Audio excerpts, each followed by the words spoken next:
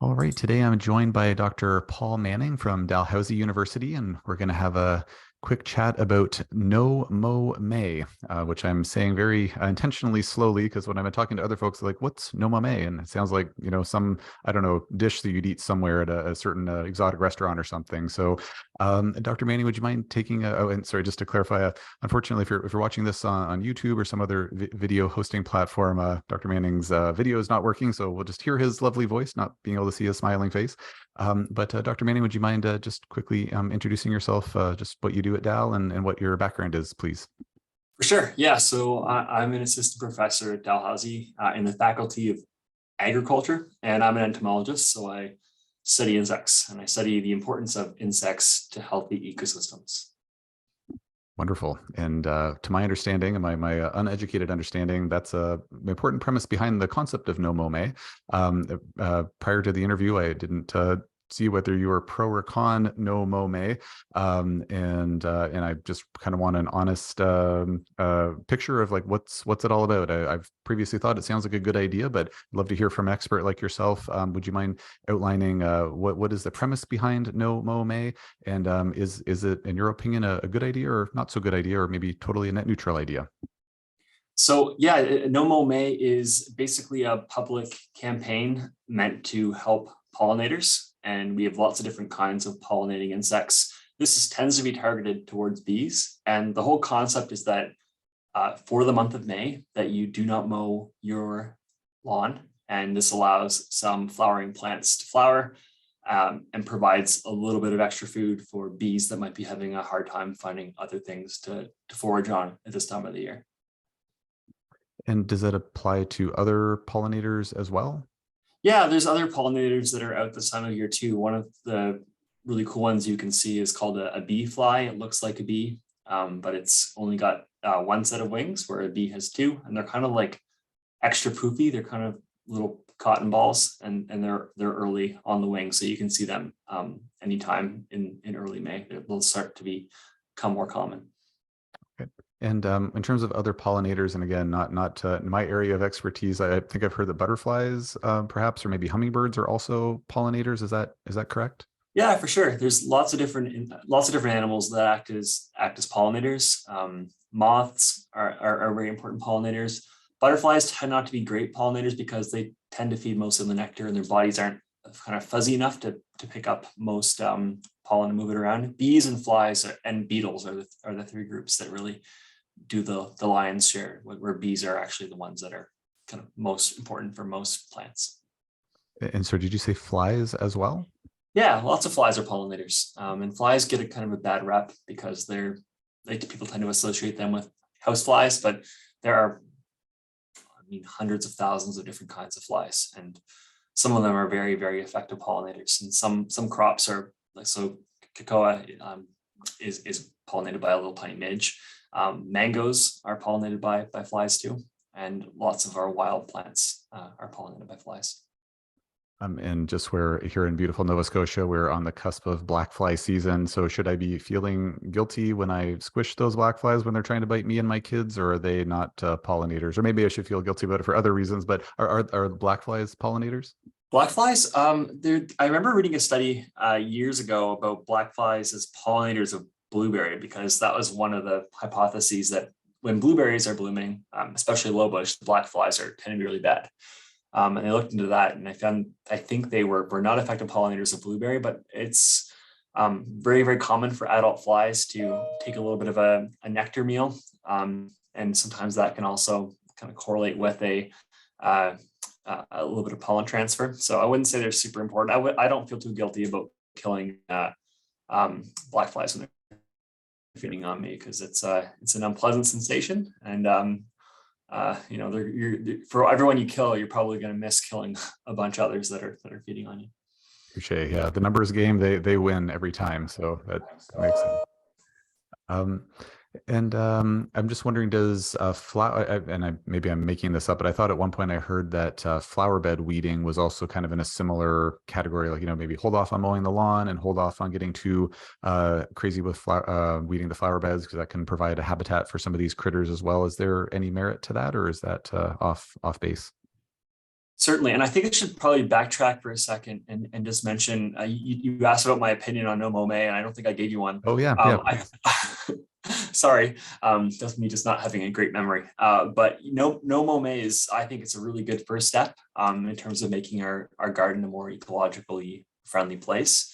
Um, it's kind of like the first, a really good first step for lots of people who are sort of inheriting the values that were, the society teaches us as to what a garden space should look like, fertilized, nice and green, a single species of plant being some sort of turf grass. I think it's a really valuable way to be thinking about our lawns and our gardens more broadly as green spaces and spaces that have value for biodiversity. But I think there's many different levels that you can, or many different approaches that you can take, just like you mentioned about flower beds.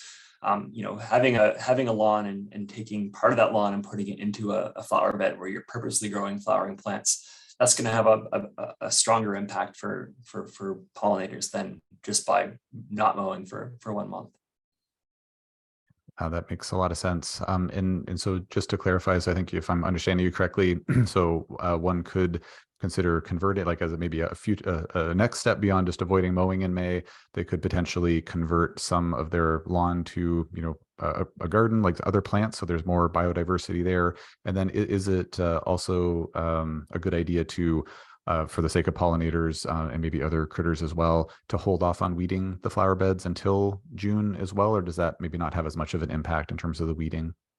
Yeah, so I guess weeding, you can think about cleanup in a few different ways. Like weeding would be removing other plants that are, not desired in the garden, and some of those plants can provide some additional food sources for insects, so they're good to leave. What a weed is really a matter of perspective, right? It means something very different to someone, depending on what you want in your garden. So for me, for instance, we get a lot of violets in our garden. I'm happy to leave them. They take up space. They look nice. They have flowers for a while. They have interesting foliage, and lots of things eat them, including some nice butterfly larvae. But yeah, I would say like that. A lot of insects will overwinter, spend the winter in the soil, kind of in dead grass clumps or in hollow stems. Some bees do that too. So if you can kind of tolerate a little bit of messiness in the garden, I think that's a really good thing that you can do to help support the insect numbers that are living locally. Okay, great. And I guess maybe somewhat on that note, like, is there any, aside from, maybe having a messier garden, but if we're all kind of on the same page, like, oh, of course we all have messy gardens until June, that's okay. It's just the, new norm. Aside from the aesthetic aspect of things, is there any downside that you can think of to holding off on mowing one's lawn or getting right in there in the garden until June? Well, I think one of the downsides is that, sometimes when you're talking to people, relationships matter in your neighborhood. If you're suddenly just stop mowing your lawn, you may find yourself receiving a ticket from a bylaw enforcement group or a complaint from a neighbor. And there's this really useful framework that was kind of designed around this by a very influential landscape architect. And the idea is that nature is messy by default. There's a certain degree of an ecosystem does a lot of things, and some of it doesn't look so pretty, including decomposition. There's a lot of time when this is, there's a lot of brown things that are rotting on the surface or slowly being degraded by microorganisms and insects and other invertebrates. So the idea is that if you can kind of signal to folks that no, what you're doing here is, this is a purposeful intent, whether that's a sign that says, hey, I'm not mowing my lawn for May to help support bees, or whether it's, clipping a clean edge that delineates the part of the lawn that you're not mowing from the rest of the lawn. So maybe you have a certain area of a few meters by a few meters that you're leaving to go long and go to flower. That's, you can keep that edge defined and still indicate that you're regularly mowing and caring about that space. Or, painting a foundation of a home or painting a little fence, making sure that you're indicating that you are caring for that ecosystem, even if it does look a little messy or like there's lack of care.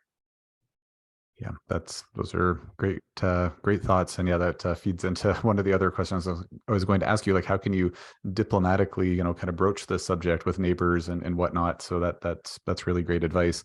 I recall, I think it was maybe 2 or 3 years ago. I feel like there was. I'm not sure who the group was that was doing this, but there was some type of campaign which kind of got the No Mow May on my radar at the time, and I think I remember seeing that there were some signs or like templates for signs that you could download. Do you know offhand if there's any group or website where there's kind of a template that folks can download things or print things off, or any sense of that? Yeah, there's a lot of like sort of grassroots organizations that are kind of running with this. Here I am I'm in Truro. There's a fantastic community group that's partnered with local schools to make these signs that are going out. So that's a really Oh, that's great. interesting Yeah. connection between the community and especially working with youth and just bringing that important message to them too. But there are certainly, if you search No Mow May, there's lots of different environmental NGOs and like municipal governments that are encouraging this as an intervention. That's great. Yeah, I'll find some sites and put links in the show notes, so I'll have that available for listeners after the fact. And just on that note, in terms of municipalities that are supporting this type of initiative, do you know if there are any municipalities in Nova Scotia that are kind of actively behind No Mow May? That's a good question. I did hear that I think it's maybe somewhere on the South Shore is doing it, whether it's Lunenburg or Chester or Mow May. I've heard that someone was driving through recently and saw quite a bit of signs, but I cannot specifically recall if that was a municipal endorsement or an NGO that was pretty active. So okay. And I guess just kind of circling back to the whole premise of No Mow May in the first, like in the first place. So I mean, logically, it makes a lot of sense. Just wondering, is there like research evidence or some objective evidence that it is definitely a good idea to like? Does it have, I should say, a meaningful impact on our ecosystems as a whole? Like, any objective data, or is it more of like a theoretical, like it makes sense type of initiative? yeah, so that's a great question. When you go into there was a paper that was out maybe a year ago or 2 years ago that showed an impact of No Mow May on pollinator abundance and diversity. And unfortunately, that paper has since been withdrawn just because there was some inconsistencies with the data that the authors wanted to address. And I've kind of got my eye out for it. It hasn't been reinstated or published again. Certainly the science behind it makes sense, particularly if you have an area.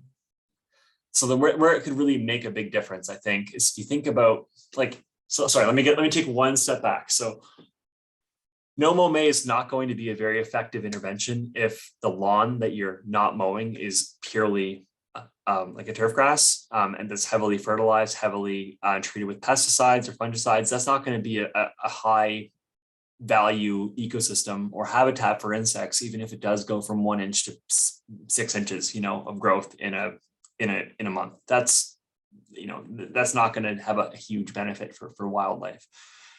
If you are someone though who has a kind of a weedy lawn that's not so perfect, isn't being limed and fertilized, and there's lots of other plants that are kind of hanging out in there that are small, and then you allow them the chance to grow, that'll have a bigger difference. And then again, like thinking about No Mow May as a first step, replacing some of the lawn with a garden or introducing some other habitat features like deadwood is a really good source for a lot of insects. So again, it comes down to tolerating this sort of messiness. If you picture what a more naturalized ecosystem looks like, implementing some of those habitat features can certainly have a benefit. And you can think about it this way too. Like if you have for monarch butterflies, that's one of the ones that they're exceptional butterflies. They're so fun to watch. They're very distinctive, and you will not get a baby monarch butterfly in your yard unless you have milkweed. So there's a few different species of milkweed. that you can plant. And in most places, you're likely to get a monarch butterfly visiting to lay her eggs. And that's exceptional to watch. So like you also need to think about what the needs are of the insects that you want to attract. And there are lots of good options out there for plants that are, friendly, or plants that are good choices to really best support insects. And you can find those on like the Nature Conservancy of Canada would have some good resources on that. So would the Xerces Society, which is XERCES. It's a Society for Invertebrate Conservation. Oh, so sorry. Could you rhyme off those letters again? Sorry, I'm going to add it to the show notes. XTR was XERCES. Oh, XERCES. Okay, that was the society, did you say? Yeah, it's a society for the conservation of invertebrates, and they have some exceptional lists of plants that are tailored to specific regions, so you can see what will work well for your particular region. Okay, great. Another really good thing to do is plant a tree. We know that urban trees are very, very important for human health and well-being. We know that they have a cooling effect, especially in places with lots of impervious cover, like asphalt and cement and things. And trees also, have tons of leaves, and those leaves are food for all kinds of different insects. So picking ones that are really, really high quality food, oaks are like kind of one of the best things that you can do. They're a lovely tree. They last a long time. They're nice and strong, and they feed a ton of insects. Fantastic. And just kind of on the topic of like ideal plants to be planting, or in this case, kind of incidental plants that nobody ever plants, but they pop up anyways. Dandelions are very popular in many parts of Canada, especially here in Nova Scotia. Seems like even the folks, my neighbors that I see where I know they spray their lawn, we still see those dandelions coming up. They're mighty, mighty tenacious. And I've heard some, I guess, some rebuttals, I suppose, in some of the forums where I've like, I'm posting about like no Mow May, and then someone's like, oh, like bees don't even like dandelions, or they don't even use them as food. So are dandelions actually a meaningful source of food for any pollinators, to your knowledge? I mean, certainly they're visited by a lot of insects. The argument with dandelions is that they're a non-native species, and so that's theoretically they're out competing native species for the same resources, though they tend to live in pretty disturbed areas and grow in many places where other plants can't grow. But if you look at like the quality of the nectar and the pollen, it tends to be they don't produce a lot of it, and it tends to be pretty low in quality as well. So if for the case of pollen, that's measured in like protein, and for nectar, it would be measured in like sugar concentration or amount of volume of nectar that can be extracted. So they don't tend to be amazing. There's lots of other better things out there, but they're certainly better than nothing. Gotcha. Okay, great. Well, thank you so much for taking the time to speak with me today, Dr. Manning. Is there anything else on this topic that I should have asked that I didn't ask, or anything else you'd like to share, or did we cover it pretty well? Oh, I think that's a good coverage. Yeah. Yeah. Thanks for the questions, and thanks for having me on. My pleasure. Well, thanks so much for your time. I really, really appreciate it. Hey, take care. You too.